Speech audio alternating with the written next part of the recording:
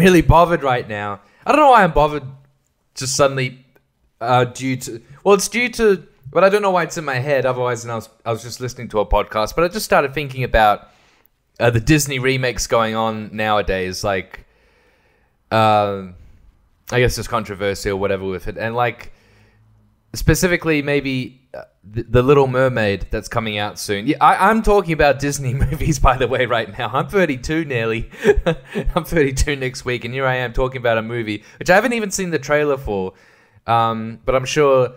I bet the trailer for The Little Mermaid looks like a commercial for insurance of some sort.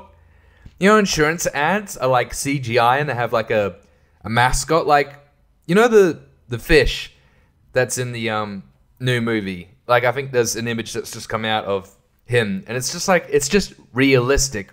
But the fish has got a slight smile on its face, you know. Yeah. I imagine that fish would be like a mascot for a commercial for car insurance. I can imagine they're like splashing around in the water like, oh, you get 5% off your... that kind of thing. It's weird how commercials are like that. Why do very specifically adult things that aren't for kids at all, like insurance, why is it targeted towards kids? Is it because kids are like paying attention? They're like, look, Mom, it's the fish from The Little Mermaid. And the parents are like, oh, car insurance. Yeah, fucking hell.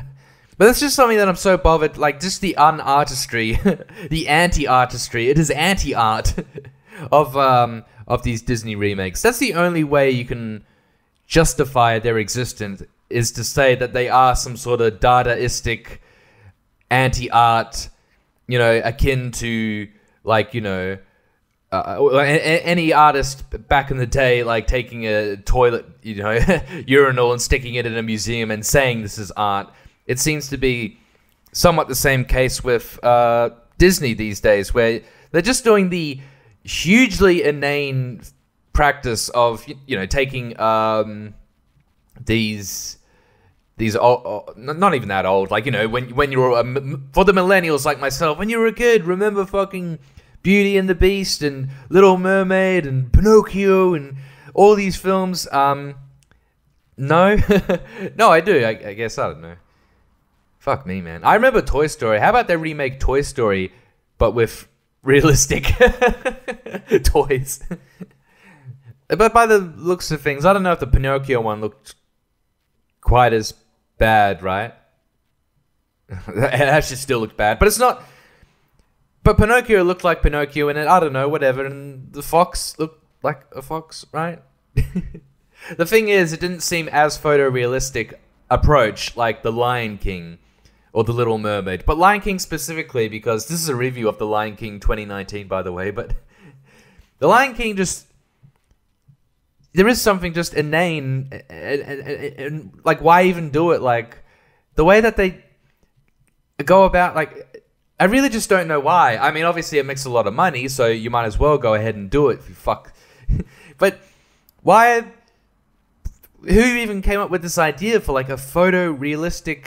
There's just something going on with just Disney just grabbing just their old material and just showing it in like the grossest looking way. Just like a horrible...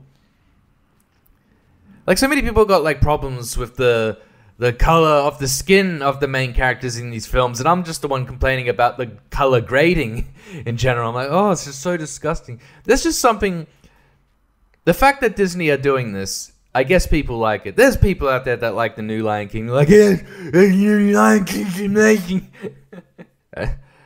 Whatever. I'm not even that much big on the first one, but at least it makes sense, and it's a cartoon.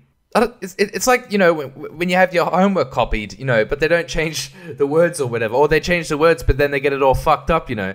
That's kind of like what's happened here. They're just copying the original, making it really fucked up, and that's how they go. They just want to make a realistic-looking, boring on purpose. Like, no... Like, what was he saying? Jon Favreau was saying, like, oh, you know, we don't need to have nice-looking clouds in the sky for every shot, because, you know, realistically, when you look up at the sky, clouds don't always look that cinematic. Yeah, man, but you're making a fucking movie. You're making a fucking movie, and it's not a fucking neo-realist movie, you moron. It's a fucking blockbuster, ha-ha, dumb Disney movie for kids. But, you know, at least make it something. Like, do you think, like, if they did it photorealistic backgrounds and environments, but the characters still had a look of, you know, they looked detailed, but they still had a cartoonish quality to them. Like, and they could just keep the voice acting exactly the same, because that's what you're going for. There's like such a, like, it doesn't gel. Like, making it photorealistic, but then also just doing the same thing as before. Oh my god, man. I mean, the complete lack, like less than 0% of artistic integrity in this fucking shit. It really just goes to show, like, Disney are really just, you know, they're putting their stamp on the culture. Look, if you just want to make a product that just makes money and comes through and makes you money, you don't care about the culture that you're in, okay, that's fine. Make your fucking shitty movie. But there should be some sort of mandate where after 5 years or so, maybe 10 years, your movie, maybe not the movie itself, but everything about the movie disappears. Like the website, the trailers, all the promotional, the Wikipedia page, all of it. I guess you can still watch the movie, but like, just to take it away, just so that we can show that we never did this, you know. It's like burning down Auschwitz, you know. It's really yeah. It just seems like you're just graffitiing on our culture, but you know, whatever. Oh god, I didn't even know why I got it into that. I mean, I guess I'm just still thinking about the Super Mario Bros. Movie and just how, you know, it's made like $1 billion now, and it's just, what the fuck is wrong with people, man? I mean, it's no excuse. There's no excuse. You have the Lego Movie, that's fine. So why is the Mario movie got to be so shit? Why is the Lego Movie like have such a great understanding of like how they can just use the Lego form in terms of style and what occurs in the gameplay of the movie, in terms of what like goes on in the movie and how they can use that, you know, them being Legos and everything being Lego.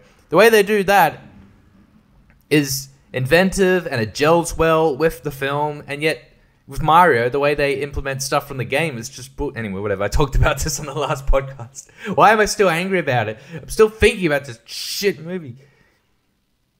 And it has like 96% on Rotten Tomatoes, like audience score. Like, I don't see, like, other than just how it looks faithful to the game, I see nothing else going on with the movie. Like I say, it wasn't offensive. Anyway, let's not talk about kids movies anymore. Let's talk about something else to do with kids, and that's to do with. Have you ever seen actual pedophilic ads on Facebook? Because I started to, and I was like, oh, yeah, all right. I'm not surprised. I am so not surprised. If I went outside and saw a billboard with just like a naked girl on it, no, I'd be surprised. No, if she was just like very kind of like sexy looking, still kind of dressed, but like in her underwear, and was just like, ooh, you like it? You know, that kind of thing. I wouldn't be surprised. I'd be like, yep, this is it. This is what we're doing now. Because, I mean, that's what I've been seeing on Facebook. I forget what it's called, but there was like, you know, what it was like sexy lingerie, I guess, like for women. And they had some images of like hot women with the lingerie on.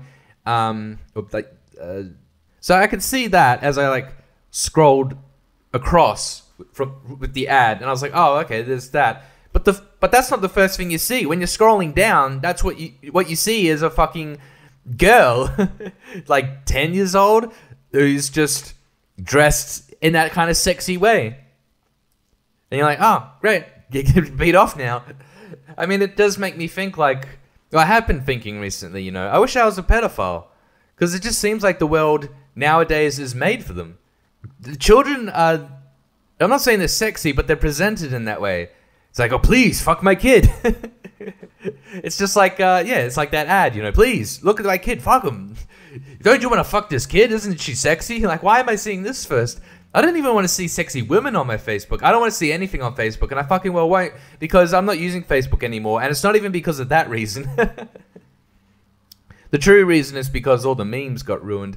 I saw a meme yesterday where it's just some stupid meme with like a bunch of writing in it, and it's the self-censorship that fucks it up, because I was looking at the image and there's the word Nazi is in the image. Oh no, the word Nazi, ooh, so fucking terrible. And it was censored, so you can only see the word, the letter N. So I'm reading it thinking it's a different fucking word, don't you understand? I thought it was the N word, the other N word. And I'm reading it like, well, this meme doesn't make sense. Oh, wait, no, it's, oh, okay. Oh, fuck you then. I'm not fucking dealing with this horse shit. It's unbelievable. And no one's got a problem with it. People like it. People like it. Why the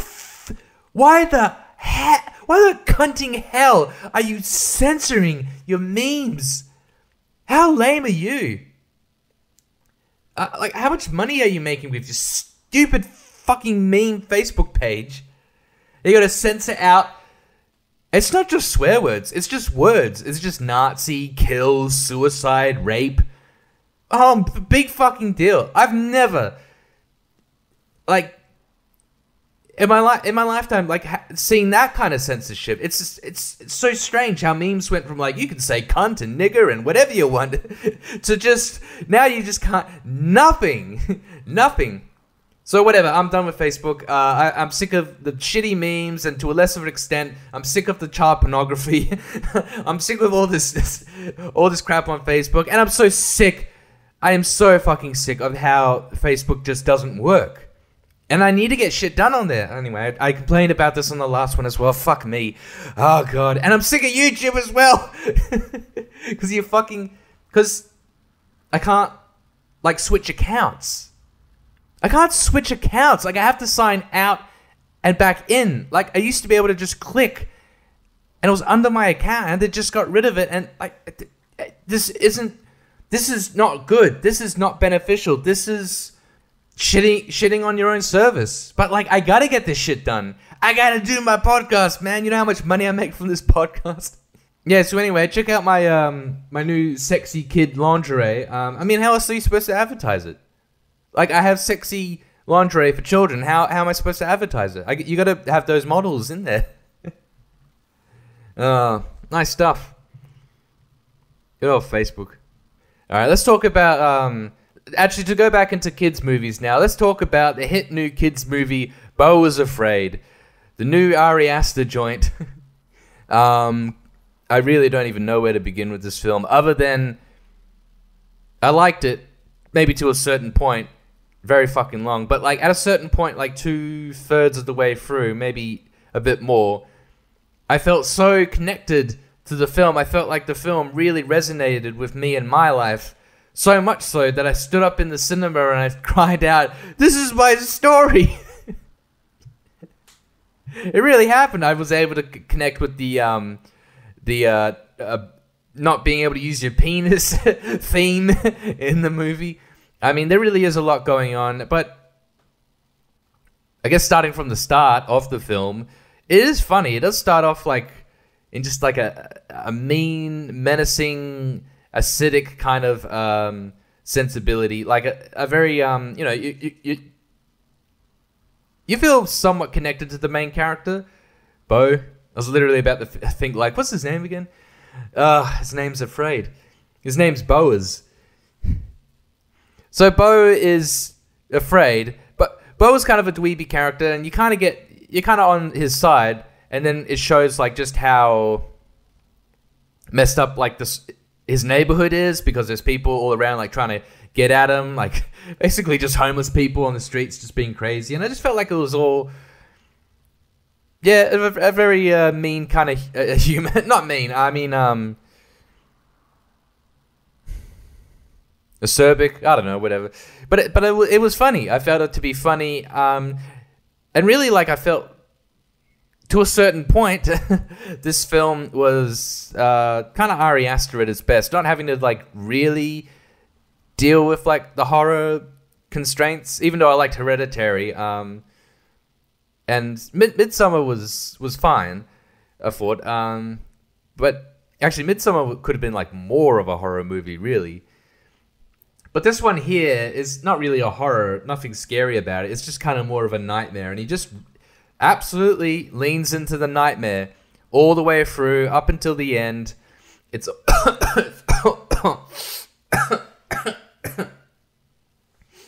Oh my god, I think I just snorted some jizz. Yeah, it really goes into the nightmare of living and just, the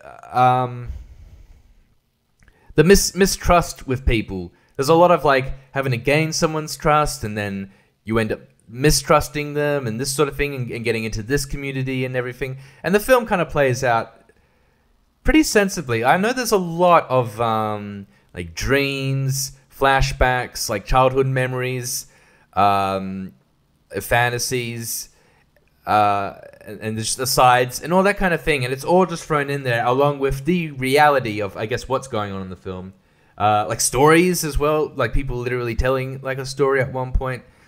And I think if you give the film, if you pay it attention, if you give it thought, if you do get invested, whether you like it or not, I think you won't get confused as to what's a dream and what's real, not just by being literally looking like, oh, this must be a dream now because that's happening, and this is reality now. Oh, is it?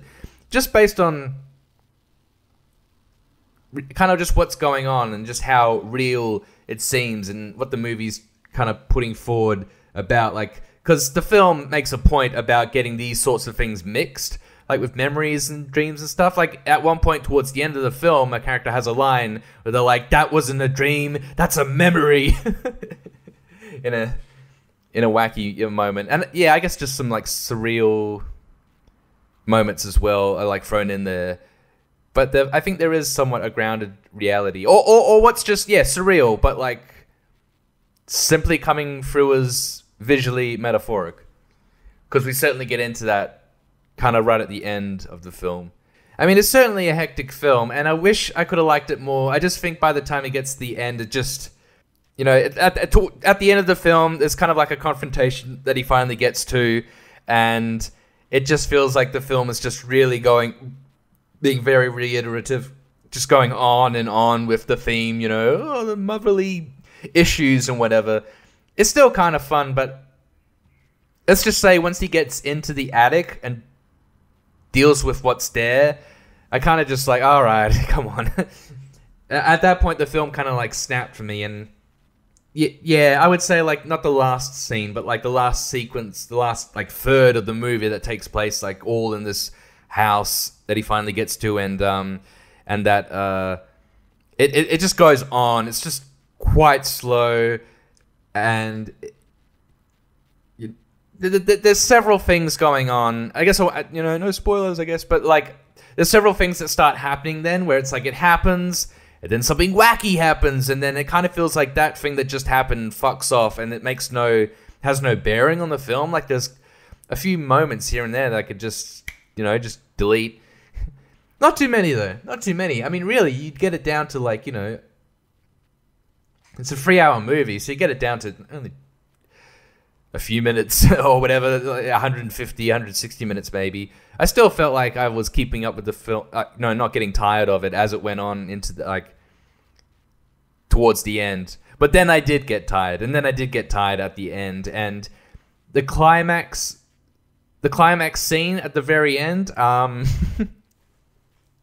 don't want to say, I'm not saying, but like the way it just concludes everything, you're just like, oh, well, that's it. But I think it's not the cheeriest movie. It's not a movie that, like, it just doesn't leave you feeling particularly good about humanity. It gets that way. That's what the film's going for, it seems, by the end, that it has a very extremely negative view on this particular mother-son relationship, or just a relationship that one man has with the entire world, with all other people, and how he just feels completely despondent and hopeless and helpless, and that he's just like a dweeby character that's a bit of a push around. But hey, that's what the film's going for. I think it works its way to that point pretty well. I mean, could have been cut down a little bit, but just the way like it goes through that, it is like quite a bit of a journey. I mean, it gets if you ever seen like Synecdoche, New York, like it gets a bit into that kind of area, a bit. I mean, it is sort of similar to that film, how it starts off fairly grounded and just creeps in the surrealism, like brings it in and kind of introduces it to you a bit more neatly, like it's able to like transition into it rather than just being suddenly come in. Yeah, I guess the movie's a bit like that. But yeah, pretty fine film, and not much else to say. And I don't know about recommending. I mean, if you wanted to watch it, go ahead. Go ahead and watch it in the movie cinema screenings, and support your local kinema. So a TV show that I've been watching recently is actually the new season of Chases War on Everything. I've been watching. I always felt like at a certain point I want to like watch that show and just get nostalgic about like, oh, remember when the cyclone came by and like bananas cost so much money and we had a banana shortage and all this sort of thing. Remember John Howard? Remember Kevin Rudd and all that? Oh, and he did the apology and and all that. Yeah, and everything going on in the show. Like I just thought it'd be funny to watch. I gotta say, I honestly feel like the show like holds up. Well, the comedy of it holds up. Like I'm really finding it funny. I just feel like I don't know, it's pretty good jokes. That's it. No, when like they do a lot of like on the street stuff where they like go up to politicians, like prime ministers sometimes. They go right up to the politicians. They go up to celebrities or just whoever, maybe even people on the street, and it just seems like they go hard in. Like so much of the time they have like all these security people just telling them to back off to get away, and then like all right, and then they just come back and just keep trying to probe and prod them even more. Like when they had a joke about I swear someone's done this joke recently, so they stole it off them, but like how, well, I can't remember exactly, something to do with like how Bill Clinton, the dress with the cum stain on it. What was it? Because they got an internship. Yeah, something to do with Monica Lewinsky, and like they did the same thing with Pauline Hanson. They walked up to her with like a semen stain on a KKK outfit, and yeah, they got escorted out by security. So yeah, I think it's I really got respect for them. Getting that stuck into like the on the street stuff, and to a point where they got arrested twice, like with the bulldog stunt. Got arrested for like trying to sell weaponry and merchandise at a game. So that was kind of a little bit of a thing. And then there was the APEC thing, where they like some sort of world leaders summit in Australia. They like kept passing through all of the security checkpoints in a car. And when they got out of the car, one of them's dressed as Osama bin Laden, and they're like, "Holy fuck, I better get shot." They were like, I think that they mentioned it somewhere or in the commentary, or an interview somewhere, where they were saying like, "We thought we were just gonna drive up there." They would look at us, and they had like fake passes. They would just look at the fake pass and go, "Ha, get the fuck out of here." They would see the guy dressed as Osama bin Laden. That's what they thought would happen. They turn around, go back, and it'd just be a dumb joke about the thing that's happening at the moment. Kind of like a lot of the jokes they made on the show, just topical humor about what's going on in Australia. But no, they kept going through. And I mean, they got arrested, like Chaz Licciardello getting arrested because he was the one dressed as Osama, and a bunch of producers as well, I guess. But yeah, remember when that happened, and like there was also like, obviously it brought up talk about, well, what the fuck? How come this is such an important security measure, multiple security measures, and they got through all of them? Like, that's kind of one of the things that you want to get. Yeah, that's one of the benefits of comedy in general, especially with what they're doing, this kind of out on the street kind of material, is to find these holes in security measures. That's the point of comedy. But yeah, I haven't rewatched that episode yet, because I had to buy the DVD off eBay. I had to get the last the second last season or the last part of the on DVD, and yeah. But I remember, the show's very funny, but I do remember it did start to get shit. Like, it got quite bad as it got to the end, because I remember the jokes were just being edgy. I mean, they are always edgy, but I still feel like they were very sharp on the Chaser, but then they started to lose that sharpness, and they were just like, hey, how about this old man? He's fucking a horse. I mean, that was one of the jokes. Yeah, there was a joke. Yeah, I remember. Well, like they were talking about Today Tonight, and they were just like, oh, this guy wants to fuck a kid, and like, haha, because he's hanging with a kid. All right, whatever. Yeah, kind of that sort of stuff. It felt like the humor kind of, I guess, got a little bit more blunt, not quite as satirical, sharp edge that they have. But I don't know. I'll keep checking it out and keep watching that other DVD. And that made me think recently, because there was another Australian comedy series that I used to think was good, but then it was always edgy, and then it just became edge. Well, hang on. I thought I was going to fart really loudly, but that just came out like... That's what it sounded like. Oh, man. I'm going to have to shit. What was it called? Ronnie John's Half Hour. Fuck yeah, man. Let's buy the DVDs of that. How much is that on DVD for on eBay? I mean, they got to have the complete collection on DVD. It should only be like $5. Ronnie John's Half Hour, Season 2. I could make a bid of $1. Where's the... Oh, here we go. No, that's Season 1. Anyway, I don't know. I mean, where do I watch this? I'm sure it's on, like, Apple TV, because that's where Chaser was. I'm like, what if I didn't buy the DVDs, you know? Like, where would I watch it? Aside from YouTube. I'm sure it's just right the fuck up on YouTube. Oh, man. Yeah, but that was another show that...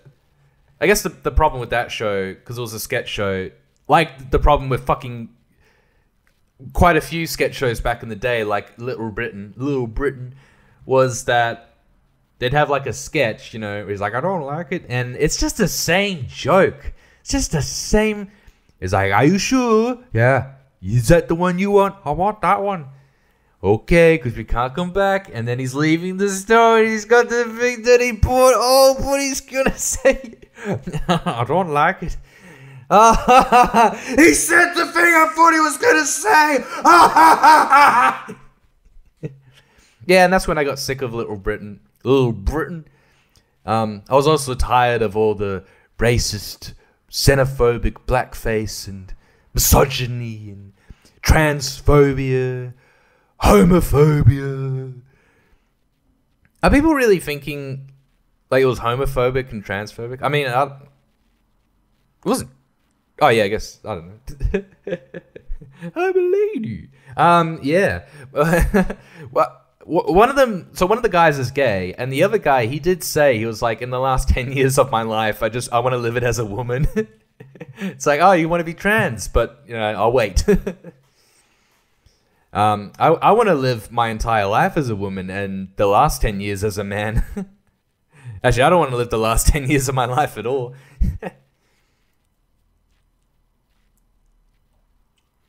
Yeah, I saw a video about a guy talking about Little Britain. I think he was talking about the game, and he was saying like, oh, you know, the fat fighter one, where they're like, they're making fun of fat people. Oh, why they gotta make fun of fat?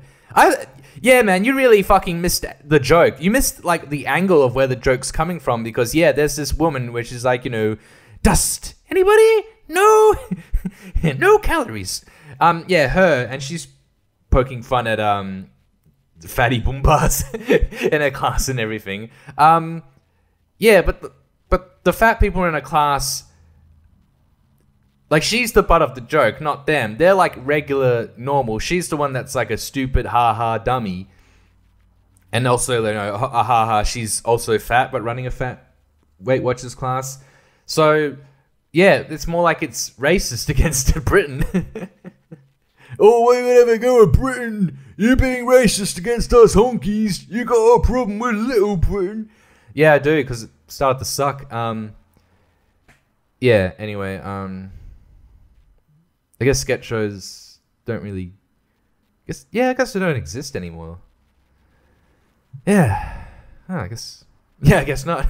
I mean, you can have, you just do shit for YouTube or TikTok instead. But yeah, sketch. Fuck, man, it's dead. I don't even know what there is anymore. There isn't even any comedy shows. Maybe on Adult Swim, but like a lot of comedy shows, you watch them and you're like, is this supposed to be funny? Is this a comedy? Or is it just a slightly humorous drama show? Person's walking around like, oh man, I gotta get this done. And you're like, this was meant to be a comedy show? Yeah, it's just like there's no real cartoonish comedic oomph really coming through much these days. You're not really getting like a flying high out of, like the kind of humor where it's like, watermelons falling from the sky, like what happens in Flying High. Surreal stuff. I mean, Beau is Afraid is a funnier movie than most comedy shows that I watch these days. And that's more cartoonish, kind of grounded, but still, because that film takes place in what seems to be, you look at it and you're like, this is kind of the future fantasy because it looks like LA, but 50 years from now, so it's a real shithole. That's what is kind of going on at the start of the movie. Yeah, Chaz's War and everything. I remember watching that show fucking 16 years ago on TV and yeah, talking about it to my friends, and now I talk about it to no one. Literally no one. I talk about it on here and then I listen back later. Yeah, what I need to do is like as I talk, I need to talk more like yeah, man, it's like that, man, and then I'll leave a little pause so that later on when I listen to this, I'll be like, yeah, well, the thing I like about Chase and then I can just sort of get a conversation there going. But it's got to be like I do one side first and then the other side later on when I'm listening. Yeah, I need some more friends. Anyway, this has been the David Morgan Brown Experience. Yay! You're on my podcast. You get to listen to my podcast. And you know what? For free. I'm releasing this for free. I'm so fucking generous. Wow. No paywall, no nothing. It's right there on YouTube and you get to listen to it for free. If I can fucking work out how to sign in, fucking YouTube. YouTube, how do I have another account attached? How do I have two accounts like I did before? Where I didn't even change it. You changed it for me, you cunt. Where I could just sign out of one, sign into the other. I don't need a password. I don't need a fucking password. It's kind of fucking annoying. Like, oh, you know what I did recently? Because I was going through this and I was so fucked off. I had to download like another web browser. Like, this is what I used to do. I guess I have to fucking go back to. How has this progressed? I thought YouTube was supposed to be a progressive website. I thought we were living in a progressive world. Why the fuck am I going back now? Now you have just. Yeah, like I gotta use the web browser and sign in there so I can at least stay signed in over there. I bet you know what will happen? I'll go back to the other web browser and it will have switched me. So it wouldn't even matter. I say that. It might happen. It might not. Oh, man. Yeah, I need to go meditate and have a drink.